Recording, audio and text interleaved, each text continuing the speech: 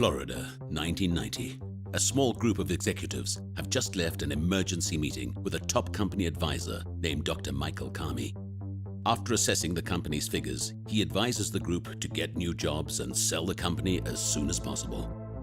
And in amongst this executive group sits the company's 53-year-old CEO and founder, Yvon Chouinard, who has a very different idea on what to do with the 18-year-old company. Chouinard instead decides to invite his top 12 executives on a 2-week excursion to the far reaches of the Americas, to Patagonia in southern Chile.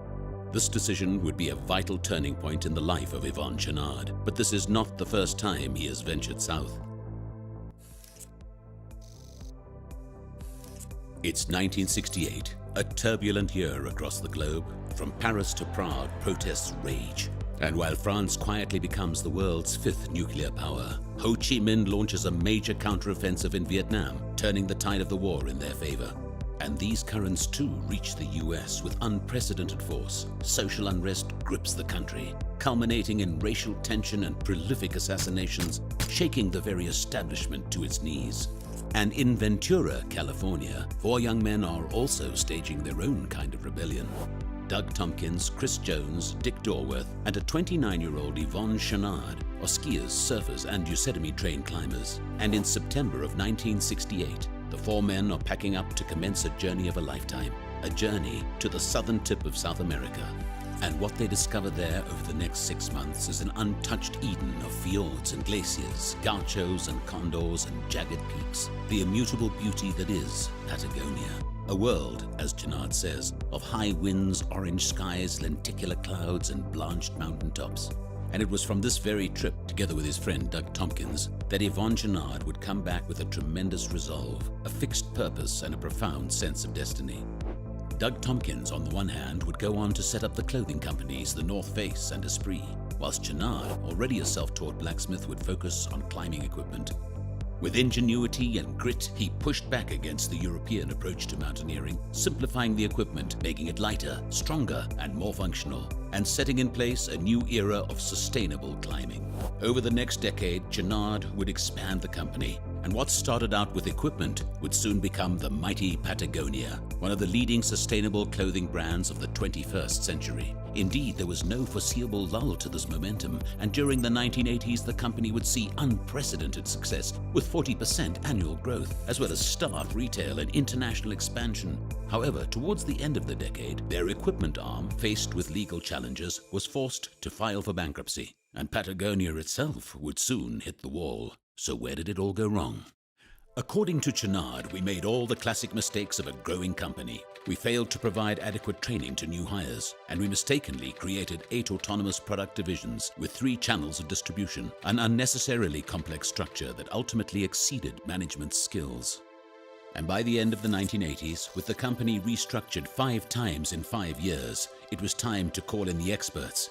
And so the group contacted Dr. Michael Kami, the corporate white knight and savior of Harley-Davidson and the chief strategist to IBM. And so in late 1990, Chouinard, together with his executive team, fly to Miami, Florida for an emergency meeting. After assessing their position, Dr. Kami advises them to fold, to sell their entire company, and invest the proceeds into the stock market. And despite Chouinard's misgivings, over time, Dr. Kami's prophecies start to become true, culminating in a Black Wednesday of 150 staff layoffs and a major plunge in the company's profits. And to make matters worse, the US enters a recession in 1991, and so demand plummets, and the banks begin to call in the loans. Chouinard is now in a perilous position.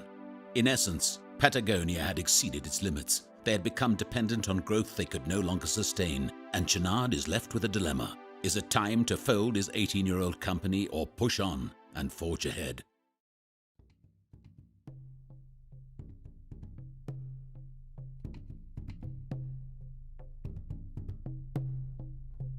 Chouinard's solution is brazen and, as expected of him, rebellious in nature. Instead of cutting some well-needed costs, Chouinard decides to bring his top executives on a walkabout, returning to his 1968 roots. He brings his top 12 executives on a 2-week trip to South America, to the windswept peaks of the real Patagonia. But instead of it being a wasteful endeavor, 3 key strategies were to emerge from this retreat, solutions that would ultimately ensure the company's survival. One of Chouinard's first solutions is to keep the company in Yarak.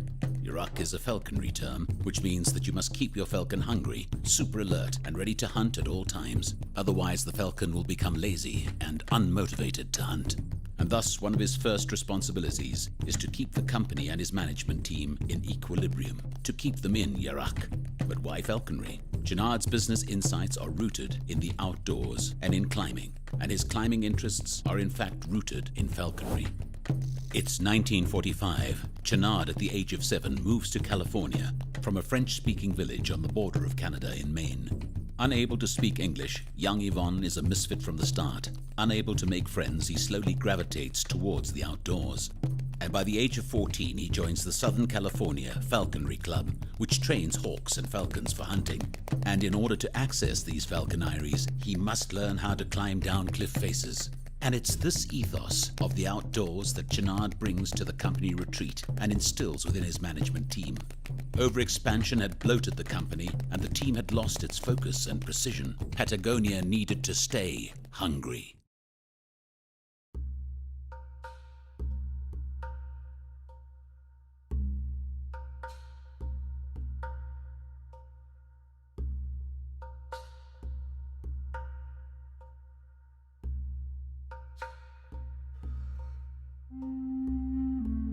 Chouinard was and always has been a man of the land, and many of his beliefs are attributable to the countless hours he spent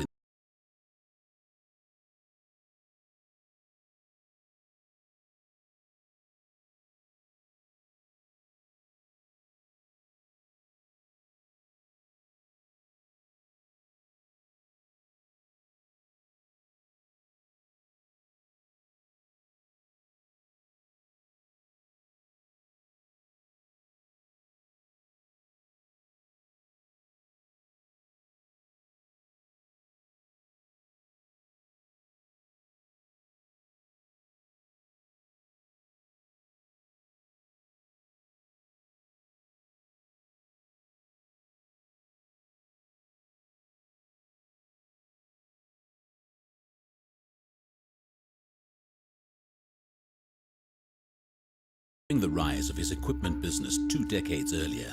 Chouinard noticed that their pitons were permanently damaging the environment, and despite their popularity and profitability, Chouinard decides to cease production of this top-selling product, vowing only to produce removable aluminium chocks. And just like the Iroquois nation, Chouinard had to shift his perspective to that of a leader of a company 100 years into the future. This move would be the start of a cornerstone in the philosophy of Patagonia, forever questioning whether a current product or policy is good for the environment in the long term. As Chouinard would come to espouse, long-term values can guide quick decision-making every day, and in order to survive, the members of Patagonia had to think in the long term and ask themselves who they were and where they were going.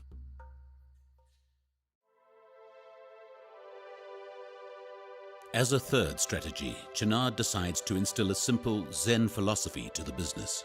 Living within his means and living simply was something Chouinard did from his earliest days, selling pitons out of the back of his rusty old car. And in a crisis moment like this, the group needed clarity, and to ask themselves the hard but simple questions. And so Chouinard would challenge his group by asking them, why are we in business? What are our values? What are we trying to do? And what kind of company do we want to be? And from the course of this debate, the shape and form of their values would slowly bubble up to the surface. And just like Chouinard's first trip in 1968, great things were to emerge from this retreat to Patagonia. In fact, the impact started immediately, and on their return, Chouinard and the executive group met with their board of directors. And no more than 60 minutes into the meeting, a board member named Jerry Mander took the key points raised and condensed them down to a 2-page mission statement and company vision. A vision which for 1991 was, and still is, well ahead of its time. The result was the now famous mission statement that would guide the company out of inevitable bankruptcy and into continued success. Build the best product, cause no unnecessary harm, and use business to inspire and implement solutions to the environmental crisis. With renewed vigor and focus, the company quickly sobered up And within 3 years, they eliminated several layers of management, consolidated inventories into a single system, and brought the sales channels under central control. Patagonia was now equipped with a robust business philosophy and code of ethics that looked beyond profits and growth for growth's sake. The company was now going to look for sustainable paths to growth and focus on long-term vision over short-term gain.